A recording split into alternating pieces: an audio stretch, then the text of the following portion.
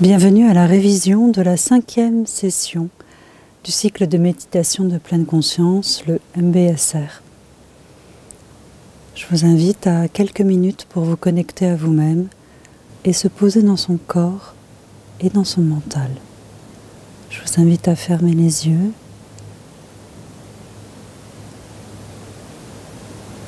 posez votre attention sur votre respiration.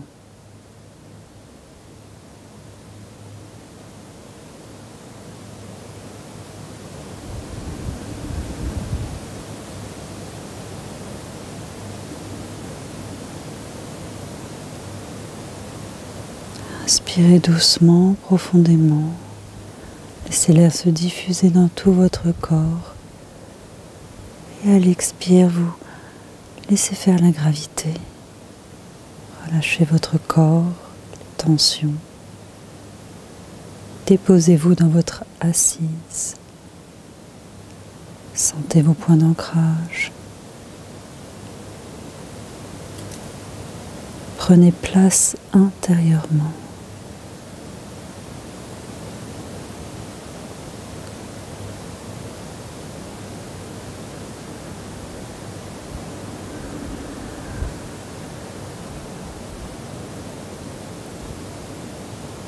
Respirez tranquillement.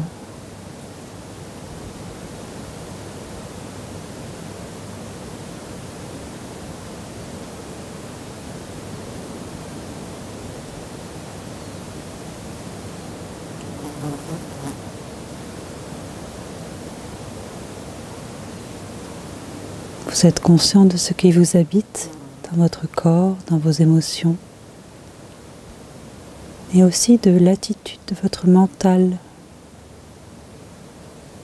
de ce qui vous préoccupe là maintenant.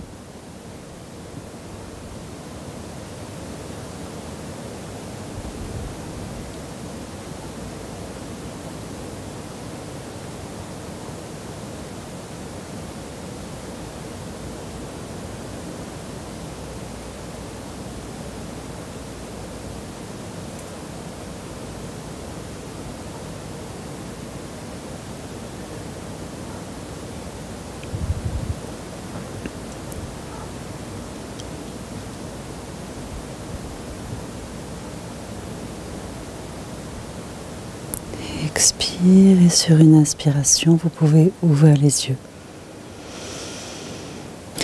Nous avons la semaine dernière beaucoup parlé du stress et en particulier du fait qu'on ne pouvait pas enlever les stress, qu'il était tout à fait normal et qu'il faisait partie de nos vies, de toutes nos expériences, mais qu'on pouvait apprendre à être moins réactif et à basculer dans une forme de réponse face aux états de stress. Cela ne va pas nous permettre de ne plus vivre l'expérience, mais nous allons pouvoir la vivre autrement en mobilisant nos ressources intérieures ou en faisant un petit pas de côté pour voir l'expérience autrement. Et c'est peut-être pas grand-chose, mais cela fait toute la différence. Nous avons vu que cela passait par déjà reconnaître ce que nous vivions dans notre corps, dans nos émotions, reconnaître les sensations, reconnaître l'émotion qui est présente et accepter l'émotion, la sensation, qu'elle soit agréable, désagréable ou neutre. Ne pas lutter contre, ne pas entrer en résistance. C'est en acceptant, en accueillant ce qui est là, de la façon dont ça s'exprime, que l'on peut permettre à l'information qui est contenue dans l'expérience de pouvoir être intégrée. Et à partir de là, de cet espace en nous d'accueil, nous pouvons commencer à entrer dans un espace de choix, de réponse et non plus seulement de réaction automatique. Cela implique aussi de comprendre ce qui est en jeu et c'est la partie de l'investigation. Qu'est-ce qui est important pour moi dans cette expérience? Qu'est-ce que cette sensation me raconte, cette émotion, cette souffrance? De quoi parle-t-elle? Cette investigation est un questionnement doux avec le cœur, ce n'est absolument pas une analyse par le mental. Nous allons à présent continuer à travailler sur ce processus, donc reconnaître, accepter, investiguer. On verra la dernière étape plus tard dans le cycle, mais en faisant un focus sur le mental. Le mental et les pensées, c'est vraiment tout un travail en soi qui est absolument passionnant, qui n'est pas facile, parce que beaucoup de nos pensées se font complètement à notre insu, mais qui est porteur de beaucoup de guérison. C'est un travail qui demande aussi d'avoir déjà développé en nous une certaine qualité d'attention pour être capable d'observer ses pensées sans être en fusion avec ses pensées, sans être complètement pris dans l'histoire. Avec toute l'expérience que vous avez déjà, reconnaissez cette expérience. Vous pouvez commencer à sentir votre souffle, votre corps, et poser comme objet d'attention une pensée. Regardez ce qu'elle raconte, la comprendre autrement qu'avec le mental, l'analyse, la façon dont nous avons l'habitude de venir comprendre une pensée. La comprendre par le cœur, la comprendre avec un autre chemin. On va parler de tout ça aujourd'hui. Déjà, avant tout, je voudrais donner quelques points de repère autour des notions de mental, de la conscience, pour qu'on puisse être sur la même longueur d'onde. Lorsqu'on parle du mental, il faut se rappeler que le mental, dans la vision bouddhiste, est le 6e sens. Ça, c'est vraiment quelque chose qui est très important. Nous avons les 5 sens, la vue, l'ouïe, le goût, le toucher, l'odorat. Et le 6e sens est le mental. Il ne faut pas confondre le mental et la conscience. Je vais en parler après. Et ce sens produit des pensées. C'est dans la nature même de notre mental de produire des pensées. C'est normal, c'est naturel. Cela n'est absolument pas un problème en soi, comme le stress n'est pas un problème en soi. Ce qui devient problématique, c'est quand on est prisonnier, qu'on ne voit pas ce qui est en train de se passer, qu'on ne voit pas qu'on est dans un état de stress, et qu'on demeure prisonnier de cet état sans savoir ce qui est sans conscience. Pour le mental et les pensées, c'est pareil. Produire des pensées n'est pas un problème, mais quand les pensées prennent le dessus, nous perdons notre liberté. Parce que nous n'avons pas conscience de tous les mécanismes, les conditionnements qui nous appartiennent, mais qui appartiennent aussi à notre famille, notre société, le pays dans lequel nous vivons, notre époque, et à quel point tous ces conditionnements viennent créer notre réalité au travers des pensées. Donc le mental est le 6e sens, et ce sens produit des pensées, c'est normal. Le travail que nous abordons ensemble est de commencer à regarder, lever le voile, prendre conscience de ce paysage mental. Et nous avons tellement de pensées qu'on ne pourra pas prendre conscience de toutes, mais déjà de certaines peut nous aider à mieux être dans nos vies et à retrouver notre liberté. Si on parle du mental, le mental, on pourrait le classifier en 3 parties. Le mental inférieur, le mental médian, le mental supérieur. Le mental inférieur, c'est celui qui est le plus proche de l'ego, de notre personnalité incarnée. C'est celui qui va se vivre dans le manque. Il a toujours besoin de quelque chose. Il est dans un ensemble de croyances limitées. Il n'a pas assez. C'est cette phrase « il me manque quelque chose pour être heureux ». Si j'avais ça, si j'étais cela, alors ça irait beaucoup mieux. Il se vit comme étant emprisonné, il se dévalorise, il se sent comme pas à la hauteur.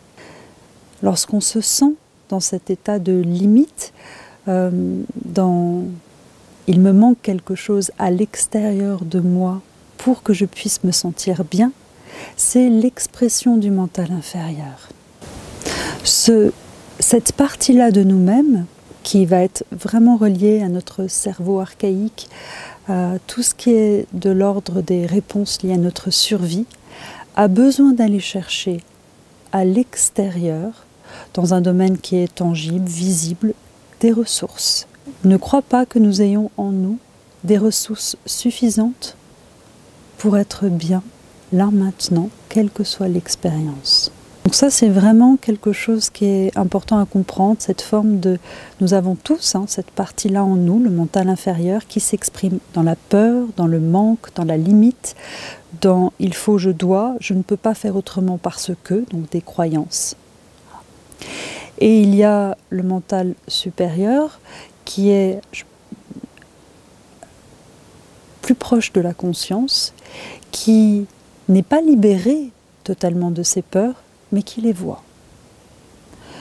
Qui n'est pas forcément libéré de toutes ses croyances, certaines, pas toutes, mais qui commence à les reconnaître. Le mental supérieur flirte avec la conscience. La conscience, c'est ce qui est le plus vaste, illimité. C'est une part de nous que nous touchons de temps en temps lorsqu'on fait des prises de conscience, dans lesquelles nous pouvons demeurer, mais dans lequel nous ne sommes pas en permanence, parce que sinon nous ne serions pas incarnés sur Terre, nous serions des êtres éveillés. Donc cet état de conscience, c'est vraiment les vibrations les plus hautes, ce qui est illimité, vaste, tout possible, l'infini. Donc le mental supérieur, il a comme des percées vers la conscience. Il est sur un mode plus intuitif. Il va être lié à ce qu'on appelle parfois la petite voix à l'intérieur de soi. Il va pouvoir aussi se relier à son cœur et cheminer avec quelque chose qui n'est pas que l'ordre de la raison. Le mental inférieur va être beaucoup plus relié à la raison, à ce que je vois. Le mental supérieur peut s'ouvrir à ce que je ne vois pas. Et entre les deux, il y a le mental médian, donc qui est en chemin entre ces deux polarités. Plus on commence à faire ce travail de pleine conscience, sans renier sans mettre aux orties notre mental inférieur, on l'accompagne et on fait des passerelles, on fait des ponts avec le mental supérieur. On laisse la conscience se diffuser dans notre mental. Cela ne veut pas dire qu'on est en train de le remettre en cause, qu'on veut le supprimer. Cela veut simplement dire qu'on n'est plus prisonnier de sa façon de fonctionner. C'est une façon de fonctionner qui a son utilité à certains moments, mais que l'on vient, on va dire, arroser d'un voile de conscience. On lui offre d'autres possibilités de comprendre l'expérience, le monde autour de nous et qui nous sommes. De comprendre que nos ressources ne sont pas seulement dans l'extérieur visible, tangible, mais qu'elles sont aussi à l'intérieur de nous, même si je ne les connais pas, qu'elles sont vastes, illimitées, intérieures.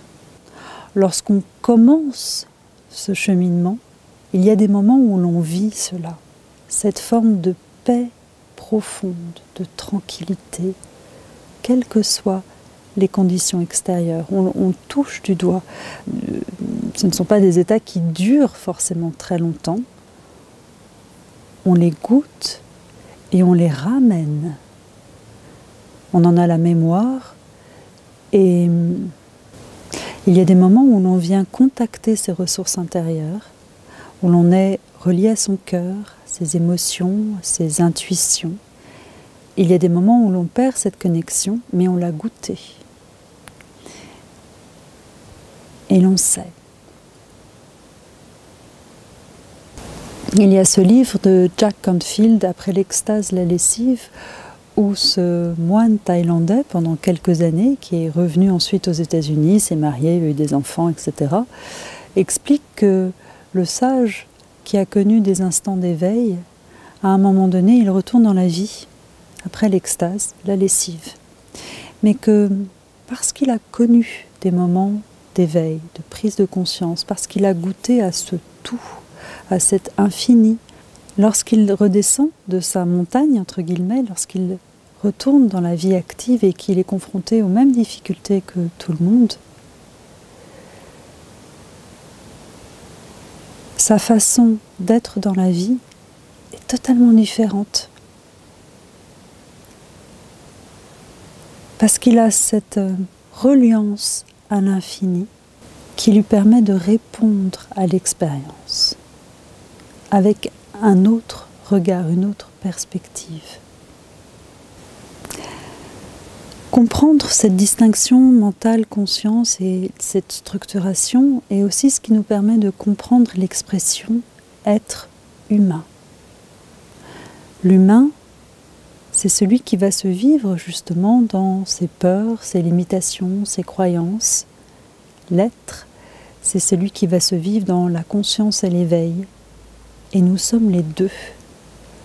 Nous établissons en permanence avec la pleine conscience des passerelles qui nous permettent à l'être de se diffuser dans l'humain pour que nos expériences de vie d'humain incarné partent de l'essence de l'être et qu'elles s'expriment dans l'action.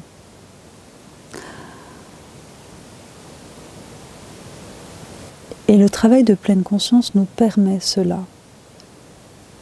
À travers de tous ces exercices que nous voyons ensemble, comme si nous faisions des gammes, l'attention sur les sons, sur la vue, sur le souffle, c'est ce qui nous permet d'éveiller en nous des perceptions subtiles, des connexions intérieures, d'entendre, de voir autrement et de pouvoir écouter la voix du cœur et la voix de l'âme pour qu'elle s'exprime dans l'action, que nous puissions exprimer notre mission d'être dans l'action, dans notre métier, dans ce que nous faisons, dans ce que nous vivons.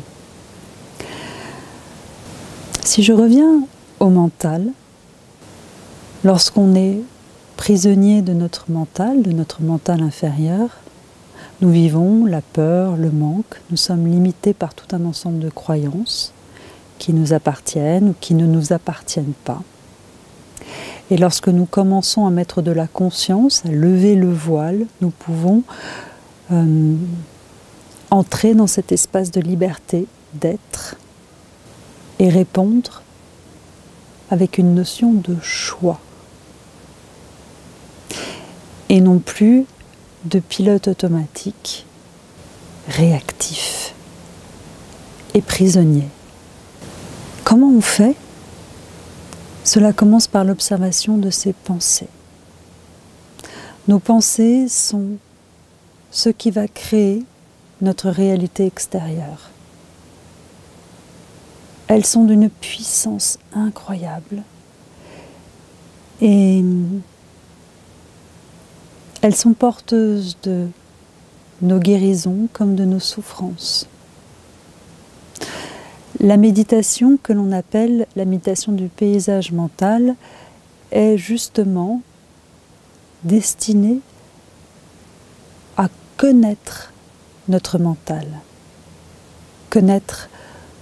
reconnaître comment nous fonctionnons, quelles sont les pensées récurrentes, obsessionnelles, quelles sont les histoires qui nous polluent, quelles sont les histoires qui sont non résolues.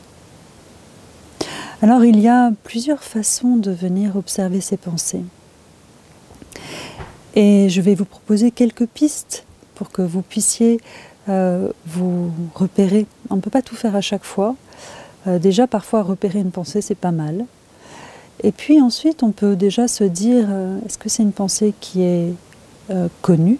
Est-ce que c'est une pensée que j'ai souvent ? Est-ce que c'est une pensée obsessionnelle ?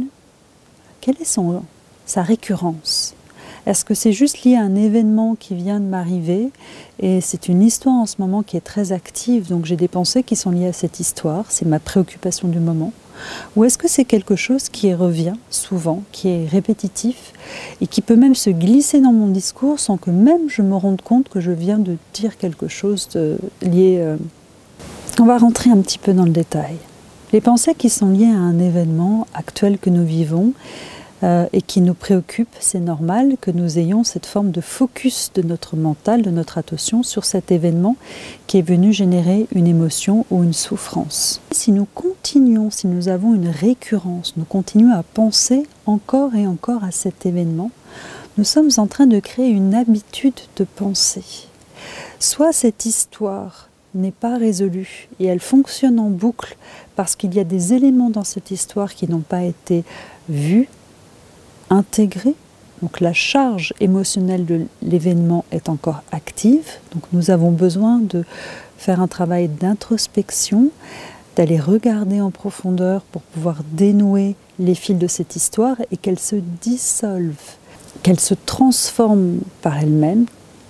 Donc les pensées liées à un événement fort que nous vivons, si elles sont ponctuelles, très bien, observons ce qui est là. Si elles commencent à être récurrentes, cela devient problématique parce qu'elles nous enferment dans un cercle. Et si nous n'allons pas regarder ce qui est en jeu, elles vont rester piégées à l'intérieur de nous et constituer une bombe à retardement qui, à un moment donné, va venir s'associer avec une autre histoire, d'autres émotions, d'autres pensées, s'agréger, former quelque chose de plus gros qui va toujours ressurgir. S'il y a des pensées qui sont non chargées en émotions, des petites phrases, on a l'impression qu'elles sont complètement anodines, on les a entendues peut-être dans notre famille. C'est souvent des généralisations, des façons d'étiqueter les gens, les choses. Ces phrases-là n'ont pas d'histoire, de charge émotionnelle, mais elles font partie de notre champ de croyance. Voilà, ça peut être aussi un autre type de pensées qui sont répétitives, chroniques, et qui sont rattachées à un champ de croyance qui nous appartient ou qui ne nous appartient pas. Donc ça, c'est une des premières choses que l'on peut observer. Est-ce que c'est une pensée qui revient de façon récurrente, chronique, ou est-ce que c'est une pensée qui est nouvelle, liée à un événement que nous vivons en ce moment? Une autre chose que nous pouvons observer dans nos pensées, c'est le lien avec la temporalité. Est-ce que cette pensée fait partie d'un événement passé? Est-ce qu'elle fait partie d'une anticipation future? Une planification? On peut inclure là-dedans tout le domaine de la rêverie, de tout ce qui n'existait pas mais que nous projetons, réel ou non réel. Ensuite, donc là je regarde, je ne suis absolument pas en train d'essayer de comprendre, d'analyser, de juger. Je suis juste en train d'observer si j'ai une telle pensée. Tiens, c'est une pensée liée à un événement passé. Tiens, je suis en train de planifier. Tiens, je suis en train de projeter. Voilà, c'est juste ça à reconnaître, c'est pas plus que ça. Le processus se poursuit de toute façon à partir du moment où il y a eu une reconnaissance. Lorsque vous allez reconnaître une fois, deux fois, trois fois que vous avez telle pensée, telle généralisation, les gens sont comme ci, et on en a beaucoup des pensées comme ça, quand vous allez la répéter à nouveau, vous allez vous en rendre compte sur l'instant. Et vous allez pouvoir avoir le choix de oui ou non dire cette phrase. Et cela découle de ce processus de reconnaissance. On observe que notre mental fonctionne de telle façon, qu'il y a telle croyance qui s'exprime, ça m'appartient pas, ok, très bien, je ne juge pas, je vois ce qui est là, la façon dont je fonctionne. Et vous allez vous retrouver dans une conversation, vous allez avoir ces mécanismes de pensée et vous allez pouvoir les désamorcer avant qu'ils ne passent par la parole. Et puis, une fois, deux fois, trois fois, quatre fois, avant qu'ils ne passent en pensée. Vous n'aurez plus besoin. Parce que vous aurez fait le choix de dire « mais non, mais cette pensée, ce n'est pas moi, ce n'est pas qui je veux être, qui je veux exprimer. Elle ne m'appartient pas. Elle appartient à mes parents, à ma lignée, elle appartient, mais ce n'est pas ce que je ressens. » Voilà pourquoi ce processus de reconnaissance est puissant et suffisant en soi. Il amène à la notion de choix. Alors, je reviens, donc on a vu le rythme, on a vu le passé, présent, etc. L'autre chose, c'est est-ce qu'elle est agréable, désagréable ou neutre? Ça, vous êtes un peu habitué maintenant. Quatrième chose que l'on peut observer, c'est la relation corps-esprit. Quel est l'impact de cette pensée sur mon corps? Parfois, vous allez remarquer qu'une pensée vient créer une tension dans la mâchoire, ou qu'une pensée, peut-être d'anxiété, par exemple de peur, vient créer un resserrement dans le ventre. Et vous pouvez du coup passer par le corps, vous rendre compte que vous avez cette sensation physique, le ventre, la mâchoire, et revenir au mental. Tiens, qu'est-ce que je suis en train de penser pour avoir cette manifestation dans le corps? Donc ça, c'est très intéressant d'observer les relations corps-esprit pour pouvoir ensuite, si vous êtes en train de vivre un événement et que vous commencez à prendre conscience de votre corps, vous pourrez ensuite revenir au mental et prendre conscience de vos pensées pour pouvoir répondre autrement à la situation. Une autre observation que nous pouvons faire avec les pensées, c'est l'attitude du mental. Ça, c'est très important. Est-ce que je suis en train de conseiller, de juger, d'évaluer, de faire une généralisation, de mettre une étiquette? Tout ça, c'est les attitudes du mental qui sont les plus récurrentes. Et enfin, je vous invite à observer si cette pensée est porteuse d'une charge émotionnelle, qu'elle vous fait revivre toutes les émotions que vous pouviez avoir en vivant l'expérience. Dans ce cas-là, cela veut dire que l'émotion est encore active en vous et qu'il est nécessaire d'aller la regarder en profondeur pour comprendre ce qui est en jeu. Et pour pouvoir agir d'une certaine façon, aller voir quelqu'un, dire quelque chose, poser un acte ou prendre soin de cette émotion, la nourrir, prendre soin de vous, pour que vous n'en soyez plus l'esclave. On a toujours le choix. Et lorsqu'on voit comment les situations nous impactent, génèrent en nous de l'émotion, des pensées, et comment cela interagit, corps-esprit, c'est vraiment une boucle qui se nourrit l'un l'autre, on a le choix de poser un acte libératoire, une parole. Ce sont comme des portes de guérison que l'on ouvre en étant dans une réponse un peu plus libre et consciente que l'on choisit et qui n'est plus réactive et automatique. Alors ça fait beaucoup. N'essayez pas de tout faire à chaque fois que vous serez dans cette observation de votre mental.